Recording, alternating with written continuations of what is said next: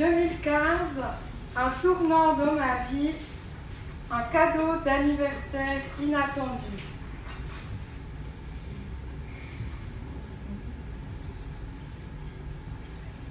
Je m'appelle Rebecca Rottenbuehler. Je viens de fêter mes 46 ans. J'habite à Fuilly, dans le canton du Valais, depuis l'automne 2006. Aujourd'hui, je veux témoigner publiquement que Jésus m'a guéri d'une polyarthrite rhumatoïde séronégative. C'est un miracle.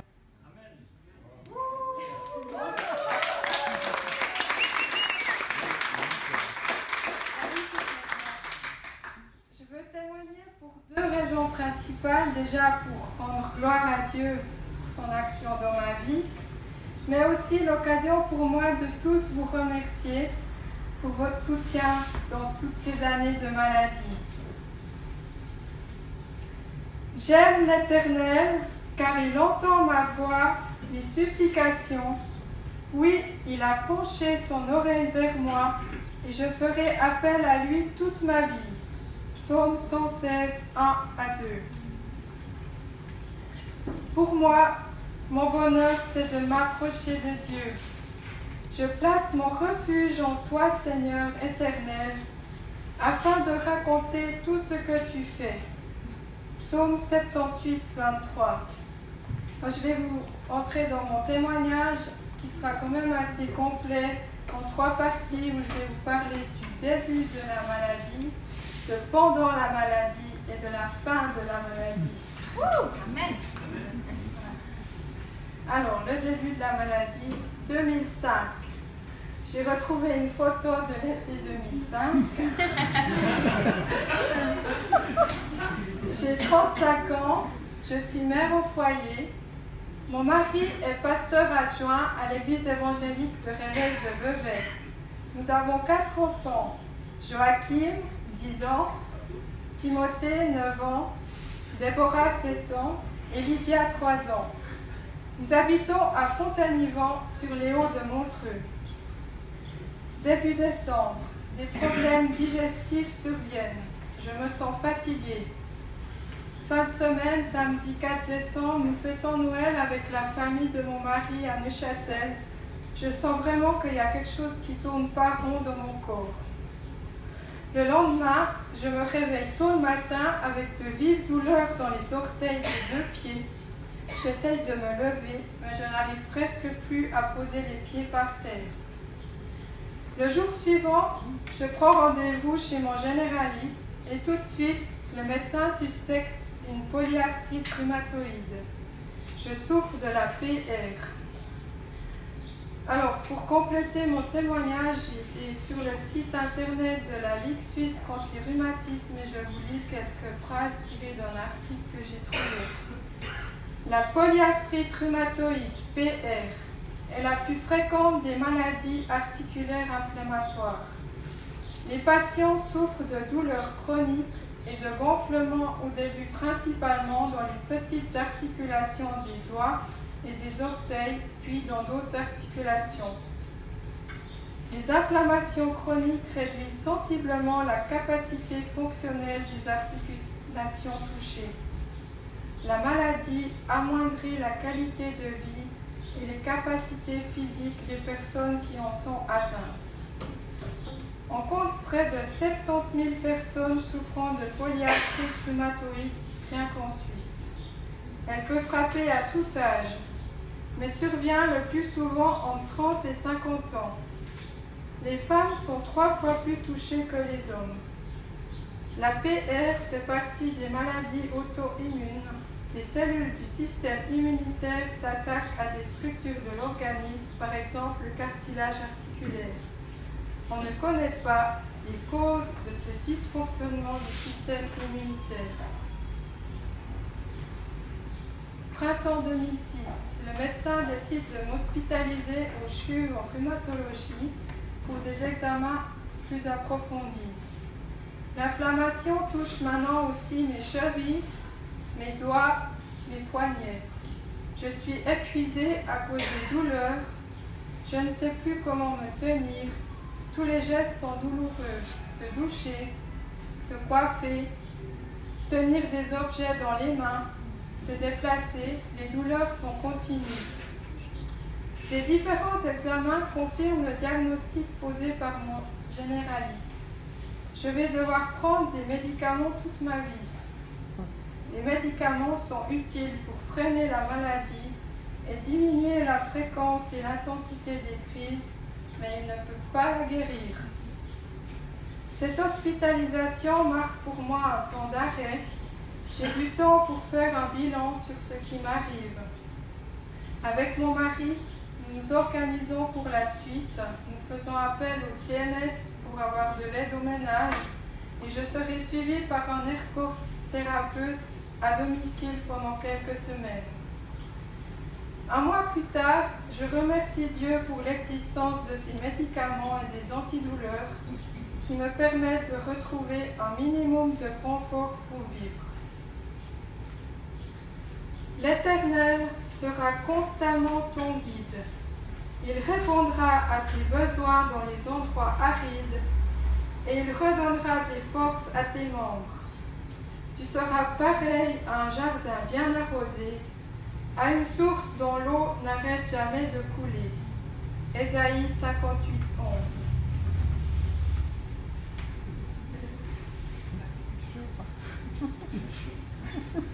Pendant la maladie, ma vie ressemble à une tour de blocs en bois.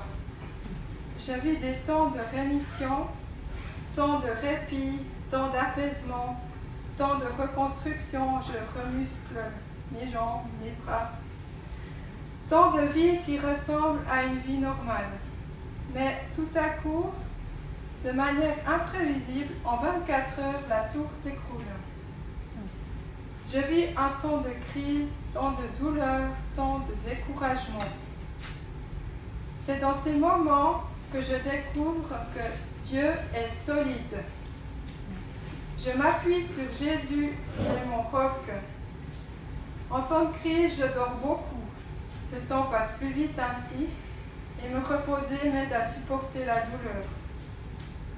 Je suis reconnaissante car je n'ai pas de déformation ni d'érosion dans mes articulations.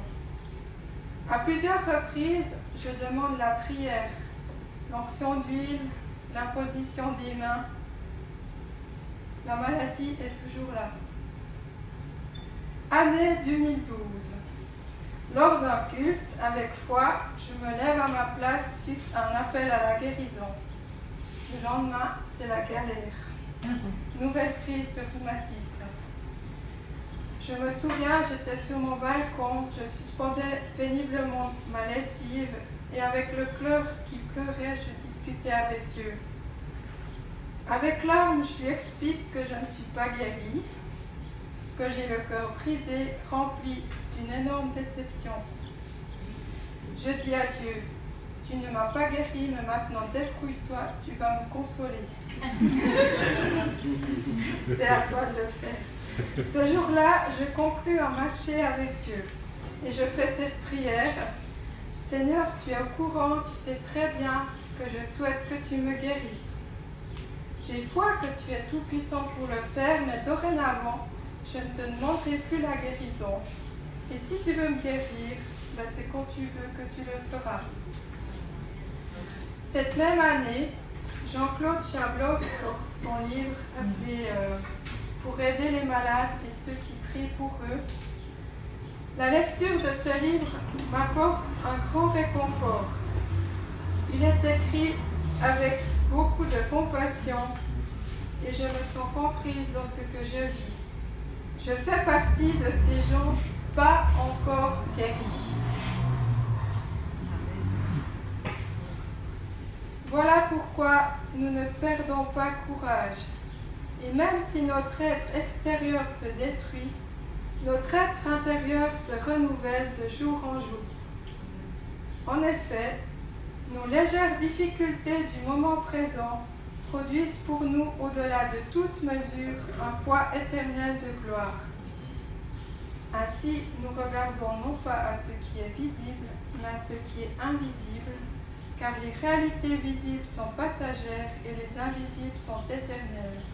2 Corinthiens 4, 16 à 18. En effet, c'est par la grâce que vous êtes sauvés, par le moyen de la foi, et cela ne vient pas de vous, c'est le don de Dieu. Ce n'est pas par les œuvres, afin que personne ne puisse se vanter. Éphésiens 2, 8 à 9. Le salut en Jésus est gratuit. Je suis sauvé par grâce. La maladie ne peut pas m'enlever le salut que j'ai reçu gratuitement en Jésus. Cette fois, c'est le nez qui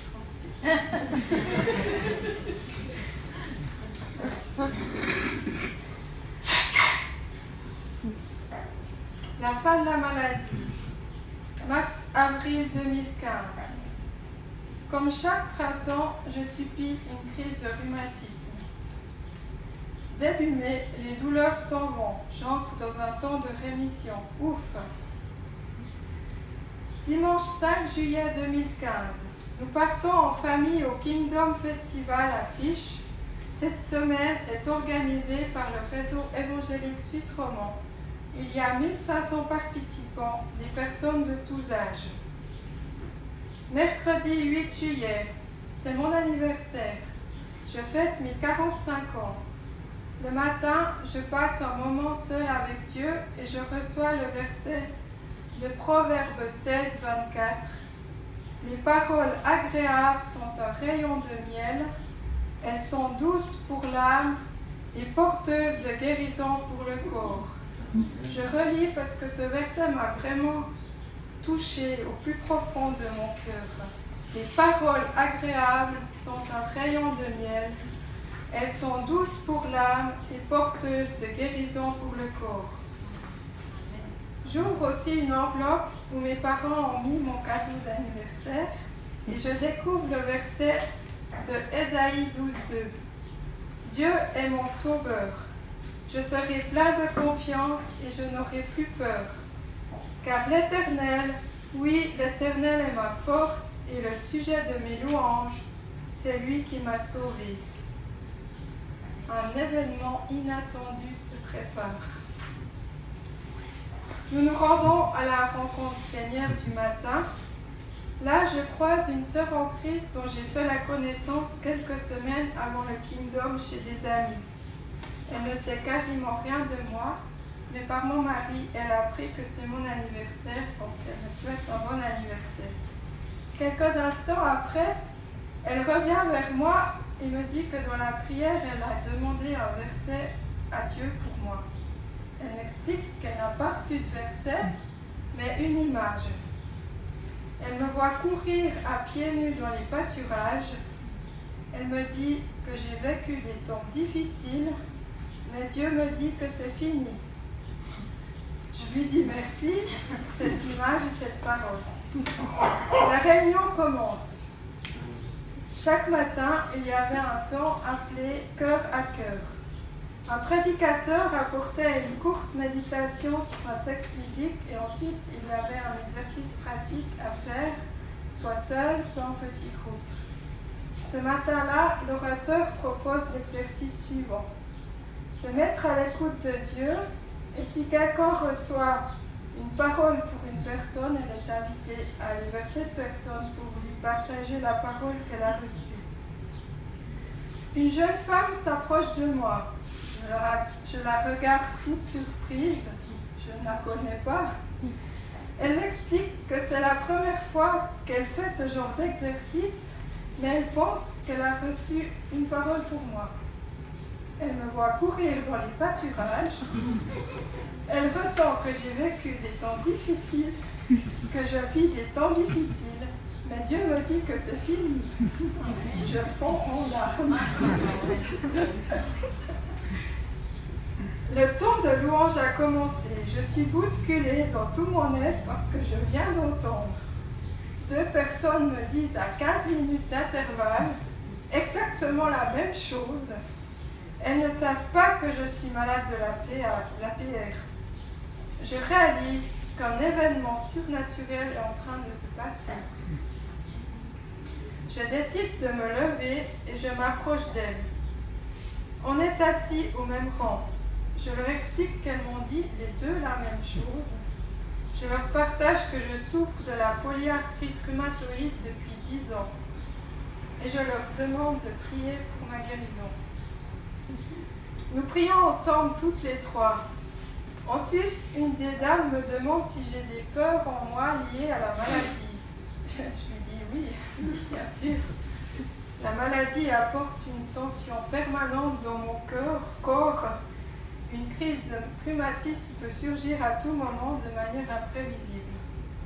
Ensemble, nous déposons toute cette tension que j'ai dans mon corps au pied de la croix de Jésus.